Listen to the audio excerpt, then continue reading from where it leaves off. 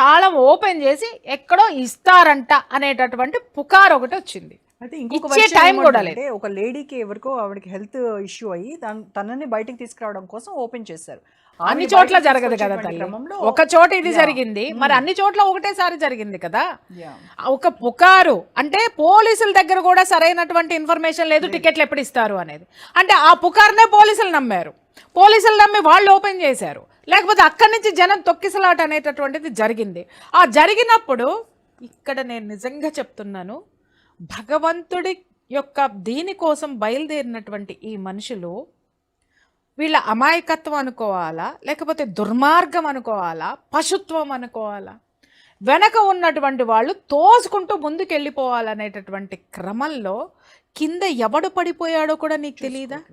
నేను ఇక్కడ అందరికీ చెప్తున్నా, 1,00,000 సార్లు చెప్తా, ఒక బస్సు వచ్చినప్పుడు మూకుమ్మడిగా 100 మంది ఇంత చిన్న ద్వారం దగ్గర గుమ్మికూడతారు.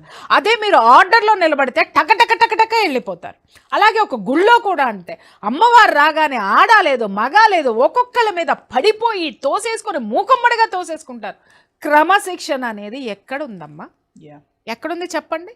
మనకి వెళ్ళే గుళ్ళల్లో ఉందా, బళ్ళల్లో ఉందా? ఎక్కడుంది? ఎక్కడా లేదు. మనిషి ఒక చోట ఒక 100 మంది ఫామ్ అయ్యారు అని అంటే వాళ్ళని క్రమశిక్షణలో పెట్టే నాదుడు ఈ భూమి మీదే లేడు. అసలు ఒకళ్ళు క్రమశిక్షణలో పెట్టుకునేది ఏంటి? మనము అది అదే నేను అంటున్నా, నాదుడు ఈ భూమి మీదే లేదు. అటువంటప్పుడు మనం ఏం చేయాలి? సెల్ఫ్ డిసిప్లిన్ అనేది ఒకటి ఉండాలి, ప్రతి ఒక్కడికి ఉండాలి. అరే బస్ స్టాండ్లో చూడండి, బస్ రంగానే ఎక్కడెక్కడో ఉన్న వాళ్ళందరూ ఎక్కేయాలి. మీరు చూడండి, ఆ ద్వారం దగ్గర కొట్టుకుంటారు, కొట్టుకొని 2 నిమిషాలకు ఒకడు ఎక్కుతాడు. అదే క్యూలో నుంచి ఉంటే 2 నిమిషాలకి 20 మంది ఎక్కేస్తారు. ఈ జ్ఞానం లేదా? ఇంతవరకు చదువుకున్నాలే కదా, అందరు చదువుకున్నాలే కదా, ప్రపంచ జ్ఞానం ఉన్నాలే కదా, కాస్త ఇంకిత జ్ఞానం ఉన్నాలే కదా, ఆ మాత్రం తెలీదా? అరే కింద ఆడవాళ్ళు తొక్కి వేయబడుతున్నారు, మగవాళ్ళు, ముసలాళ్ళు, పేషెంట్లు, షుగర్ పేషెంట్లు ఉంటారు, బీపీ ఉన్నవాళ్ళు ఉంటారు, ఇంకేదో అనారోగ్య సమస్యలు ఉంటారు. లేదు అంటే కొంతమంది వీక్గా ఉంటారు, లేదా కొంతమందికి మాబ్ అంటే భయము, ఒక పానిక్ ఉంటుంది. ఇంతమంది ఉన్నటువంటి దాంట్లో ఏ జాగ్రత్తలు లేకుండా, ఏ విధమైనటువంటి ఇది లేకుండా ఈ విధంగా ఇలా చేసేయటం అనేది బాధాకరం అనిపిస్తుందమ్మా.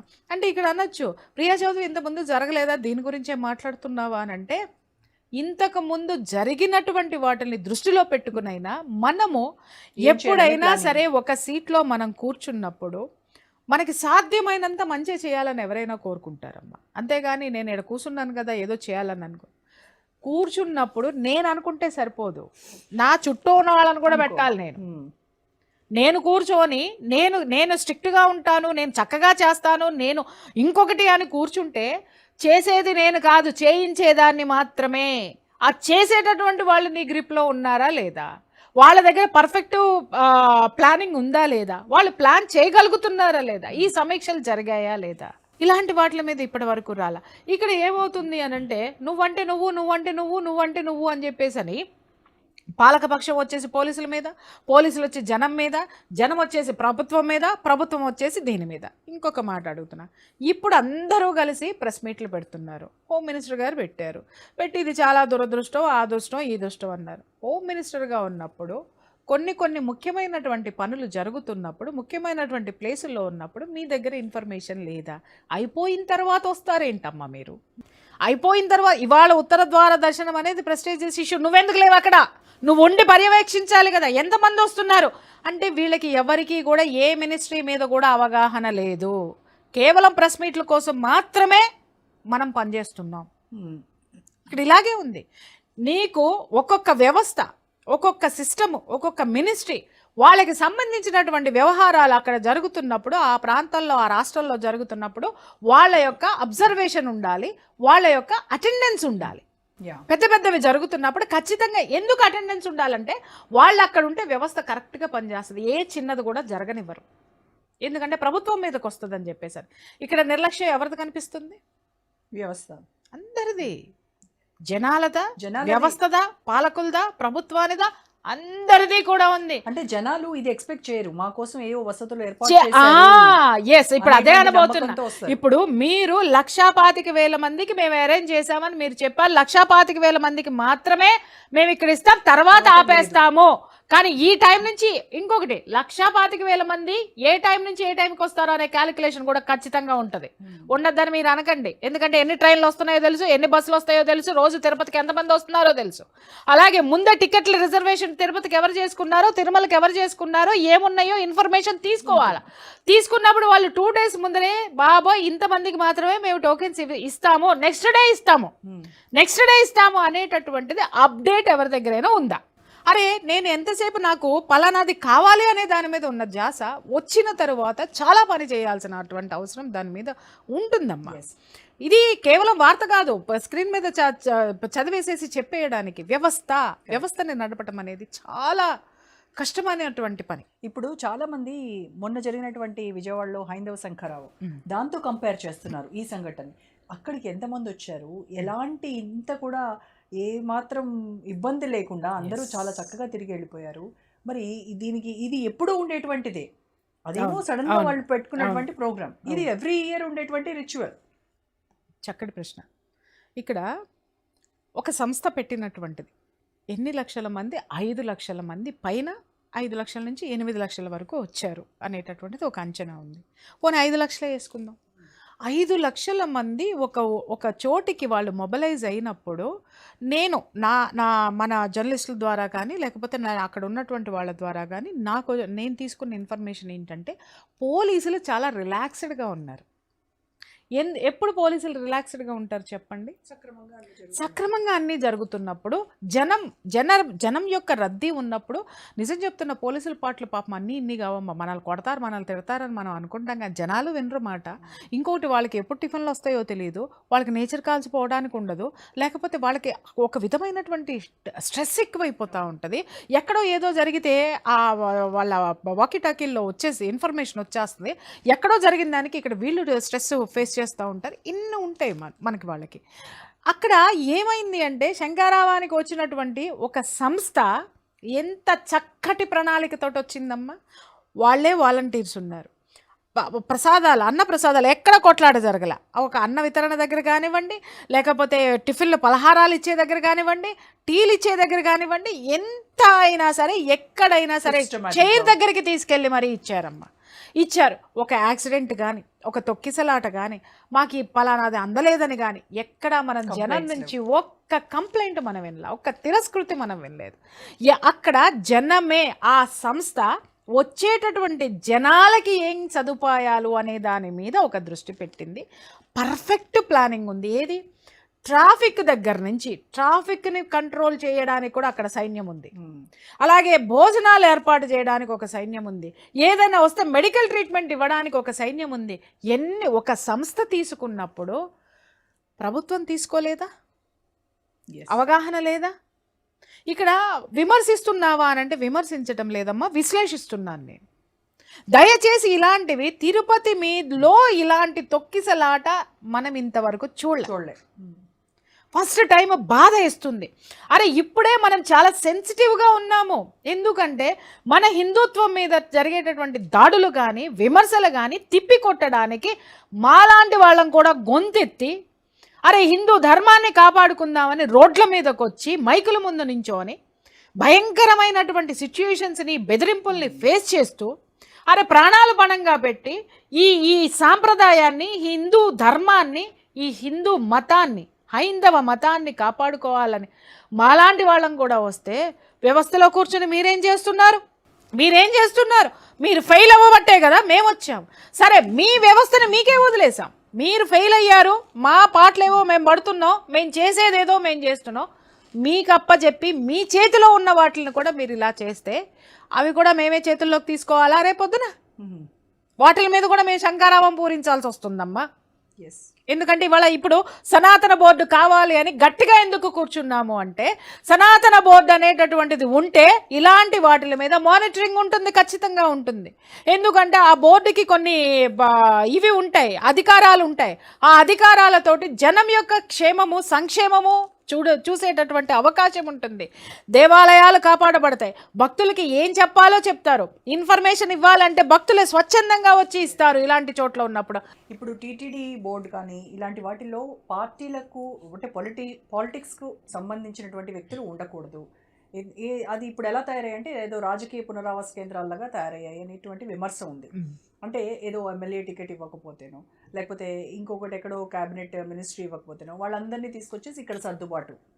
ఎస్. వాళ్ళ ఏమీ మళ్ళీ వాళ్ళ నోళ్ళు లేవకుండా ఇదిగో నీకు ఇది ఇచ్చాము, తాయిలాలు ఇవ్వడం లాగా చూస్తున్నారు అనేటువంటి ఒక పెద్ద ప్రధాన విమర్శ అది. మన దౌర్భాగ్యం. ఇప్పుడు ఎవరు ఏ సీట్లో కూర్చోవాలి అనేటటువంటిది నిర్ణయించాల్సింది ఎవడమ్మా ప్రజాస్వామ్యంలో? మనం ప్రజలు. ఓటు వేసే ఓటు హక్కుదారుడు ఓటరు నిర్ణయించి నిన్ను ఆ సీట్లో కూర్చోబెట్టాడు. ఇక్కడ కూడా నేను ఓటర్నే మాట్లాడతా. నువ్వు ఎవరిని కూర్చోబెట్టినవురా? నువ్వు ఎవరిని కూర్చోబెడితే వాడు అదే చేస్తాడు.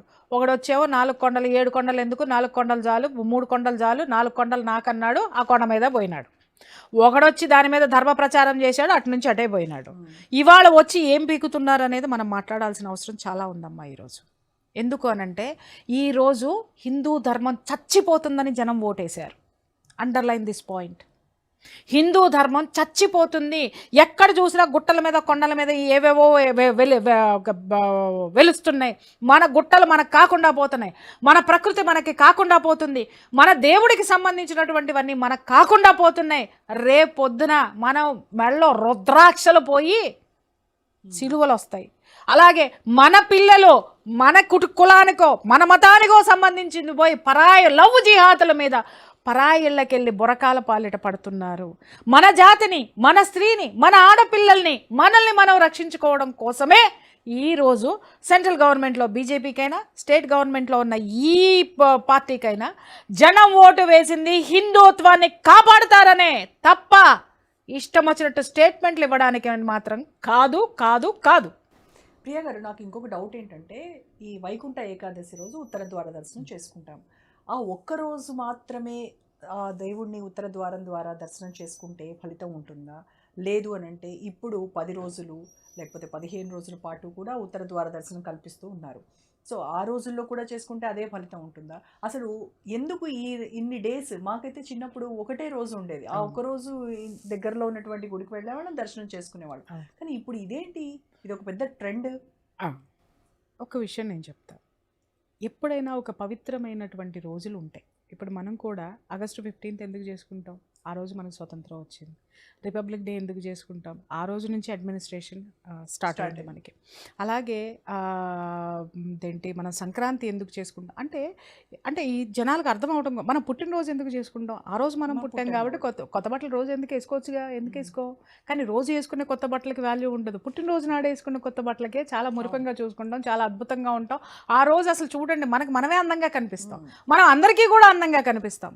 కారణం ఏంటంటే ఆ రోజు నువ్వు పుట్టాను అనేటటువంటి నీలో ఉన్నటువంటి ఆ ఫీలింగ్ ఏదైతే ఉంటుందో, ఆ ఆనందం ఏదైతే ఉంటుందో నీ శరీరంలో, నీ బాడీలో ఒక రెసిస్టెన్స్ని ఇస్తుంది. అలాగే నీ శరీరంలో ఉన్నటువంటి ఆర్గాన్స్ కానీ హార్మోన్స్ చాలా అదేంటి ఆర్డర్లో వర్క్ చేస్తాయి, పని చేస్తాయి అన్నమాట. ఆ స్థితిలో ఉన్నప్పుడు మాత్రం నీ ఫేస్లో గ్లో వస్తుంది, నువ్వు ఆనందంగా ఉంటావు. ఆ స్పెషల్ డే అనేటటువంటిది పదే పదే గుర్తు చేసుకుంటాం. ఇక్కడ కూడా ఈ ఉత్తర ద్వార దర్శనం అనుకోండి, మకర సంక్రాంతి అనుకోండి, దసరా అనుకోండి, ఇంకొకటి అనుకోండి, ఆ రోజు ఆ తిథులు యొక్క గ్రహాల యొక్క స్థితిగతులను పట్టే మనకి ఇక్కడ ఎనర్జీ ఉంటుంది. చూడండి, ఒక్కొక్క రోజు ఎవరైనా దగ్గర ఆ రోజు మనం చాలా చిరాగ్గా ఉంటాం. ఏంటో పొద్దున్న నుంచి చిరాగ్గా ఉన్నామంటే వేరే వాళ్ళు అంటారు నాకు కూడా చిరాగ్గా ఉందని. అలాగే ఇంకొకళ్ళు కూడా అంటారు. ఒక 10 మంది అలాగే చెప్తారు. ఒక్కొక్కసారి మీరు గమనించండి. స్థితి ఏంటి అని అంటే ఎందుకే నాకు అలాగే ఉంది, నాకు అలాగే ఉంది అంటే మనం ఏమనుకుంటాం అంటే ఏంటో అందరికీ ఒకేలాగా వచ్చి ఆ రోజు ఉన్నటువంటి గ్రహస్థితులు, ఆ వాతావరణం, ఆ ఎనర్జీస్, అలాగే ఒక్కొక్క రోజు అందరం సంతోషంగా ఉంటాం, చాలా బాగుంటాం, అందరికీ లక్కీగా అన్నీ కలిసి వచ్చేస్తాయి, అందరు పనులు అయిపోయి నా పని అయిపోయింది, నీ పని అయిపోయింది, అరే ఏంటి భలే ఎప్పటి నుంచో ఎదురు చూస్తున్నావు, లక్కీగా ఈరోజు గడిచిపోయింది, ఈరోజు చాలా లక్కీ డే అనుకుంటాం. అది కూడా ఆ స్థితి కూడా ఆ గ్రహాల యొక్క స్థితిని బట్టే మనకి ఆ రోజు జరగడం అనేది జరుగుతుంది. అనుకూలమైనటువంటి వాతావరణం, వాటి నుంచి వచ్చేటటువంటి ఎనర్జీస్ యొక్క ప్రభావమే మన స్థితిగతులు. భగవంతుణ్ణి ఎప్పుడు చూడాలి అంటే నీ మనసు నిర్మలం చేసుకోవడానికి వెళ్ళాలి తప్ప ఇలాంటి తోపులాట్లకి వెళ్ళిపోయి ప్రాణాలు పోగొట్టుకునేంత భగవంతుడు చెప్పలేదమ్మా. ఇప్పుడు దీన్ని అవకాశవాదులు తీసుకొని ఎన్ని చేస్తున్నారు, ఎన్ని ఇది చేస్తున్నారు, దేవుడి దగ్గరికి వెళ్ళారు ప్రాణాలు పోగొట్టుకున్నారు అని అంటే అసలు దేవుడికి ఏం సంబంధం? అంతే కదా. నేను రమ్మని అడిగాడా? రమ్మని అడిగాడా, తోటి కొట్లాటలో తొక్కుకోమన్నాడా, కింద పడినాడు తొక్కేసుకుని. పాపం ఎవరిది, తొక్కిపోయినాడిది పాపం. అవును. అలాగే పాపం ఎవరిది, అన్ని గంటలు లోపలేసి కూర్చోబెట్టి తాళం వేసినాడిది పాపం. పాపం ఎవరిది, ఇంతమంది వస్తున్న వాళ్ళకి సరైనటువంటి సదుపాయాలు కల్పించినటువంటి ప్రభుత్వానిది పాపం. ఇప్పుడు ఈ తిరుపతి సంఘటనతో మనం ఏం నేర్చుకోవాలంటారు, వ్యవస్థలు కానీ మన ప్రజలు కానీ? ఒక్కటే చెప్తున్నాను తల్లి, ఇప్పుడు అక్కడ ఎంతమంది జనాలకి ఏ టైంలో మాత్రమే ఎటువంటి హాని జరగకుండా, ప్రమాదాలు జరగకుండా ఒక నియమ నిబంధనల ప్రకారం ఎంతవరకు చేయగలమో అంతవరకు మాత్రమే పెట్టండి. అంతేగాని ఇన్ని లక్షల మంది దర్శనాలు చేసే అంటే పేపర్లో మనకి వార్తల కోసం, లేకపోతే మనం ఏదో చేసేసామనిపించుకోవడం కోసము పెడితే పుష్కరాల్లో తొక్కిసలాటలాగానే ఇవాళ తొక్కిసలాట జరిగింది. దీనికి ఎవరు సమాధానం చెప్పాలి? దయచేసి ఈ వేలం వెర్రి నుంచి అధికారులు కూడా, పాలకపక్షం కూడా, ప్రభుత్వం కూడా ఈ పిచ్చ మీడియా హైపుల కోసము దయచేసి బయటికి రండి. మిమ్మల్ని ఎవ్వరు ఏమన్నారండి? భగవంతుడి దగ్గర మీరు 10 మందినే తీసుకెళ్ళి నిలబెట్టండి, హాయిగా ప్రశాంతంగా ఖచ్చితంగా హాయిగా ఉంటాడండి. సో ఇప్పుడు కూడా ఈ జరిగినటువంటి సంఘటనను వాళ్ళు ఒక పాఠంగా నేర్చుకొని ఇకపైన అందరూ, వాళ్ళు మాత్రమే కాదు తల్లి, కమింగ్ ఎవరైతే వస్తున్నారో, ఇంకెవరైతే ఉన్నారో ఇవాళ మనం చూస్తున్నాం. హడావుడిగా వచ్చేసి హోమ్ మినిస్టర్ దగ్గర నుంచి అందరూ మీటింగులు పెడుతున్నారు. మీటింగులు మాకు వద్దండి, మీ ప్రకటనలు మాకు వద్దండి, ప్రెస్ మీట్లు వద్దండి. ముందే ప్రెస్ మీట్ ఎందుకు పెట్టలేదు?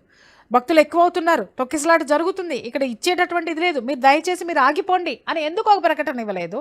ఎవరికి బాధ్యత లేదా? జరిగిన తర్వాత వచ్చి మాట్లాడతారా? ఇది ఎంతవరకు తీసుకోవాల్సినటువంటి విషయం? నేను ఇక్కడ విమర్శించట్లేదండి, అసలే హిందూ సాంప్రదాయం మీద బురద జల్లించుకుంటున్నాం, దరిద్రం పట్టించుకుంటున్నాం. దానికి తోడు ఇవాళ ఎంత సెన్సిటివ్గా మన హైందవ ధర్మాన్ని కాపాడుకోవాల్సినటువంటి పరిస్థితిని, ఎంత సెన్సిటివ్ సిచ్యుయేషన్లో ఉన్నామో మీరు వాటికి యాడ్ ఆన్ చేయకండి ఇలాంటివన్నీ. అది ఒక్కటే నేను కోరుకుంటున్నాను వీళ్ళందరి నుంచి కూడా. రైట్ అండి. Okay, thank you so much Priya గారు. Thank you.